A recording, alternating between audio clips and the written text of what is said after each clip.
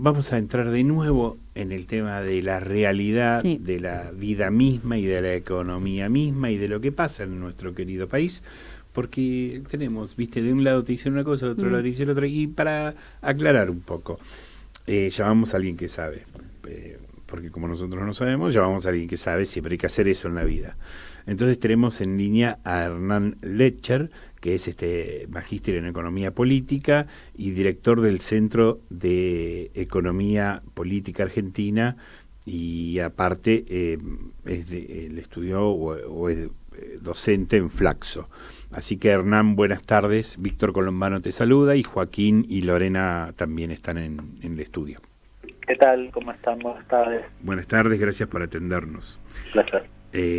La verdad que, mira, te llamamos por esto, estamos un poco desorientados y queríamos llamar a alguien que nos pueda orientar y decir por qué camino estamos yendo.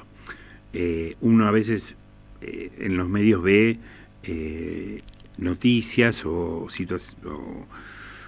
te pintan un panorama como que, bueno, el otro día el jefe de gabinete dijo que estamos en un país de M, que te quieren hacer creer que estamos en un país de M, y después, la verdad que yo empiezo a ver, por ejemplo, en la página web del CEPA, estadísticas como que, bueno, en algunos sectores Argentina va creciendo, la economía del país va creciendo, que la verdad que es crece el sector de industria automotriz, crece el sector de la construcción, que es trabajando como un país sale adelante, ¿no? Mínima, por el principio, digo, ¿no? Entonces, ¿cuál de esas dos realidades son por la que hoy estamos transitando? Digamos, ¿estamos más cerca del país de M o estamos más cerca de ese crecimiento sostenido que el gobierno nos dice? Y si se puede crecer de esa manera en el medio de una pandemia. Me parece que lo que hay que ser es riguroso con los datos. Después uno siempre puede tener apreciaciones y demás, pero entre las posiciones que vos marcaste hay abismos, y yo no quiero decir que en la Argentina está todo bien. Cualquier persona de a pie puede certificar con su propia situación probablemente, que, no sé, por ejemplo, los asalariados están en una situación donde han perdido buena parte de su poder adquisitivo en los últimos 4 años. Ahora, lo que no se puede es pretender esconder la realidad. Y claro, en este sentido, lo que nosotros venimos diciendo es que hay un crecimiento muy significativo. Si querés, porque a algunos les incomoda, una recuperación de lo perdido muy significativa. A mí me han cuestionado porque yo he dicho que tenemos un crecimiento histórico que se contrapone naturalmente a la actividad histórica, como también dije, y es muy fácil de encontrar en los medios de comunicación, el año pasado. Y que este año se contrapone a una recuperación histórica también. Esto no es mucho, digamos, no es muy arbitrario esa interpretación, en el sentido de que lo único que hay que agregarle, quizás hablando de actividad, digamos, de actividad económica, es que no es homogénea esa recuperación.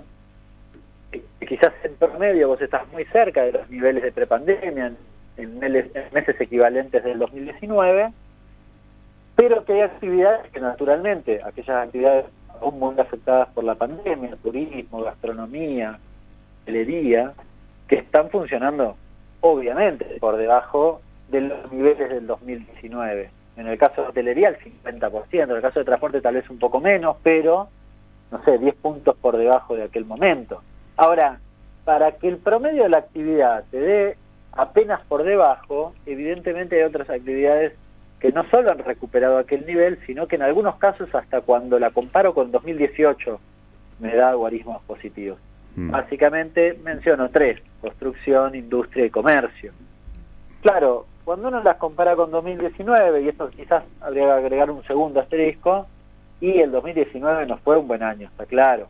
Ahora, la verdad que uno no puede obviar lo que pasó. Y algunos me dicen, no, la verdad que tendremos que estar creciendo y recuperando los niveles del 2015. Y me parece un poquito irreal, habida cuenta de que no solo tuviste una pandemia, sino que tenés una pandemia, hasta hace muy poquito en el pico de su segunda ola y con el riesgo de la variante Delta. Es decir, la verdad que sería de una gran ingenuidad pretender recuperar más de lo perdido. No quiero ser conformista, de hecho no lo soy, pero no me parece poco recuperar lo perdido. Habida cuenta de que hasta hace muy poquitito había muchas voces que mencionaban que la recuperación iba a ser magra.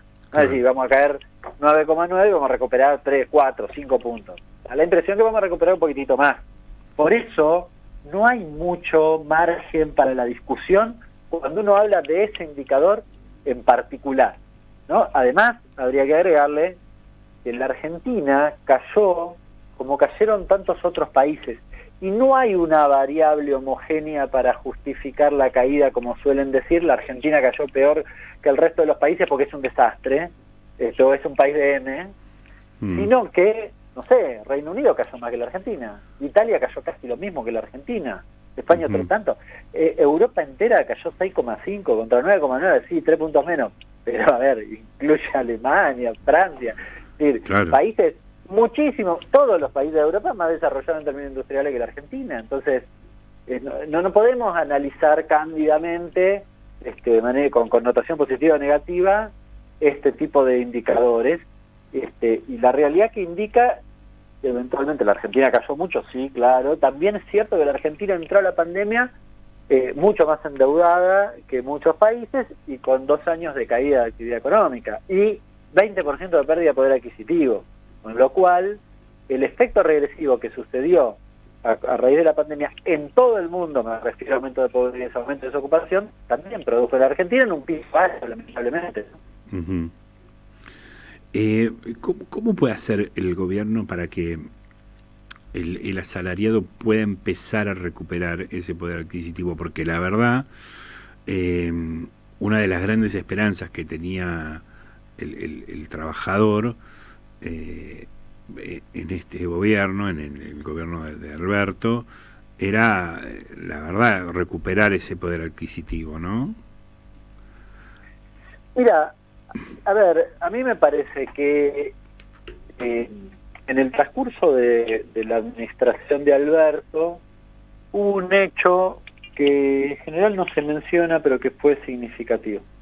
Apenas asumido, en diciembre del 19, Alberto Fernández firma un decreto que aumenta los salarios del empleo registrado, privado y en el público. Me parece que el monto fue un poco menor, pero también hubo un aumento por decreto de 3.000 pesos en enero del 20 y de 4.000 en adelante de febrero del 20.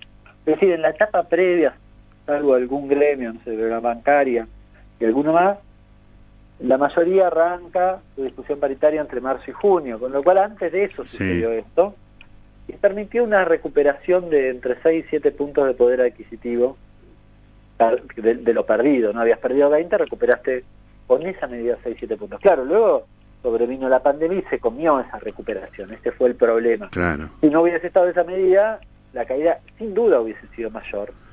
En términos agregados, finalmente la pandemia se comió esa recuperación. Yo creo que la decisión actual de reabrir las paritarias ahora, en lugar de esperar a lo que estaba previsto en la mayoría de las discusiones paritarias que ya se habían cerrado, que era en general septiembre, octubre, es decir, mirar un poquito la inflación y ver cuando reabrimos, en alguna medida, y con una dinámica distinta, pero con una finalidad común, viene a emular aquella otra medida, es decir, intenta que los salarios no estén siempre corriendo de atrás, como sucedió incluso en este primer semestre. Es decir, en el momento donde vos discutiste paritarias, como tuviste una inflación alta, bueno, a lo máximo que pudiste aspirar a los sumos fue no perder poder adquisitivo, pero no recuperaste parte de lo perdido.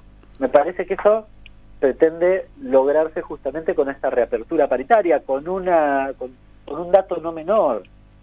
De acá a fin de año no tenés aumento de combustibles, no tenés aumento de tarifa, es decir, no tenés aumento de los regulados en general, tal vez algún aumento de prepagas, no sé cómo viene esta cuestión, pero la verdad que en el paquete de las cuestiones de los regulados no tenés nada, tenés un dólar controlado. Hoy se estaba hablando de autorizar un aumento de la prepaga por la paritaria de sanidad, ¿no? Sí, bueno,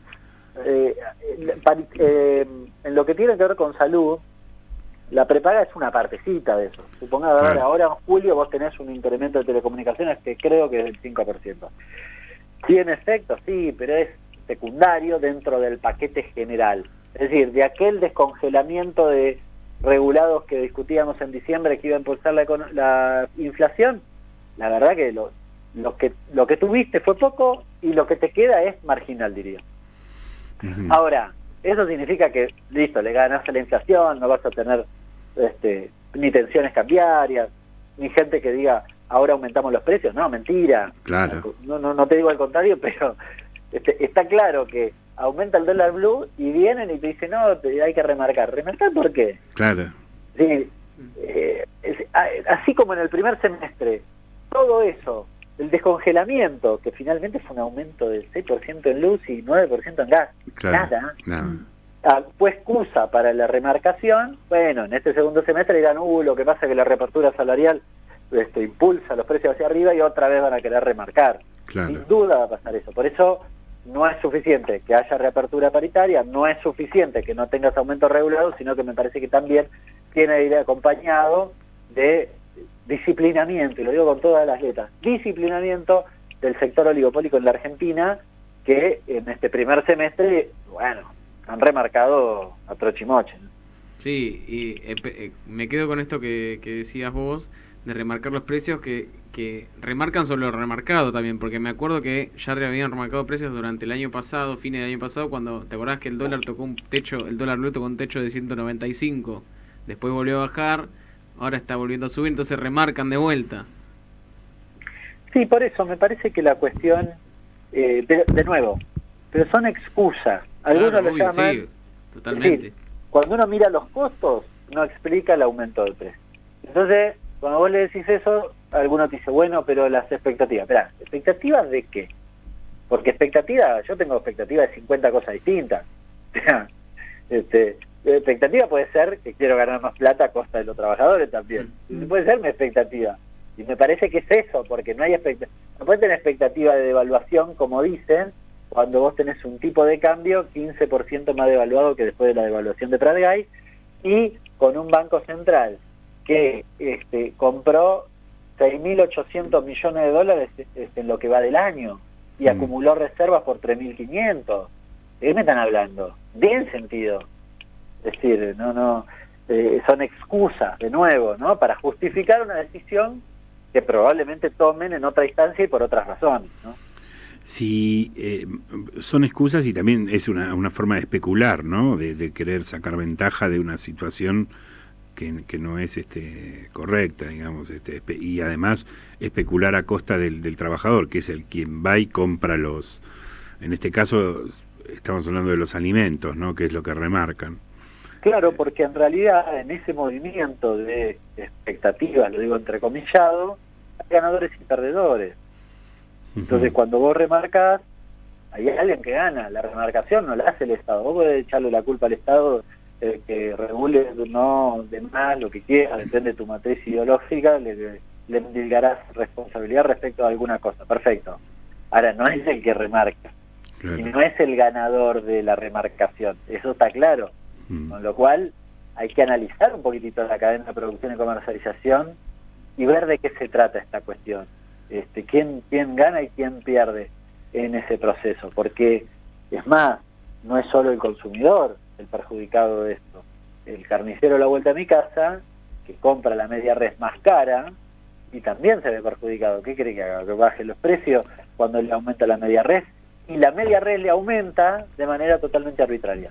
Esta es la razón. Entonces hay que tratar de identificar qué pasa en ese proceso. Yo sé que quizás para la vida cotidiana uno está todo el día estudiando esto y quizás el vecino de a pie dice, no me hagan estudiar eso. Bueno, nada, que al menos tenga el análisis crítico, que alguien se lo diga. Por eso yo lo repito a veces en soledad, pero lo repito porque del otro lado hay un coro de liberales, ortodoxos, medios de comunicación interesados que de esto ni hablemos, no lo pone, no en la tapa del diario, no lo pone en ningún lado, Claro. ¿no? Bueno, Hernán, la verdad que no estamos ni cerca del país de M, tampoco somos, no, es que no hay ningún problema, pero vamos en un buen camino, digamos. Despacio, pero vamos en un buen camino. Esa es la idea, digo. Yo tengo expectativas de que en este año nosotros podamos recuperar buena parte de lo perdido en materia de actividad. Sí me preocupa que eso no quede en pocas manos. Es decir, yo veo que la reactivación, por ejemplo, en términos salariales o de empleo, sí viene más lenta. Uh-huh. Entonces, ese proceso de crecimiento no es virtuoso para todos, digamos, ¿no? O es parcialmente virtuoso para algunos. Entonces, en eso sí me parece que hay que poner bien el ojo. Perfecto, bueno. Bueno, muchísimas gracias, Hernán, por atendernos y por tener esta charla con nosotros. Un abrazo grande. Abrazo, gracias. Bueno, ha llegado a su final, las 4, 16 horas.